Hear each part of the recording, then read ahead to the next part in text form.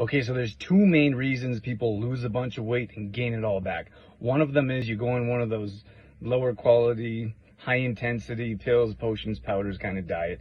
And as soon as you go back, so you calorie deplete, as soon as you go back to reality, you gain all those calories back and then some. The other option is you do it a bit healthier, like we teach.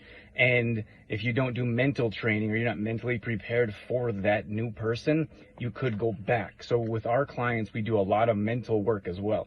So for example, we had one of our clients 3 weeks in lost 17 pounds. That's life changing. Most people will never lose that amount of weight. So your mind has to catch up with your body. You're no longer a person that lives a sedentary lifestyle, someone that doesn't work out, someone that doesn't eat right. So being a new person is scary because you're outside of your comfort zone. You lose your identity. So we have to continually remind you and work on that mental training that you're a new person and your mind must catch up with all those changes in your body.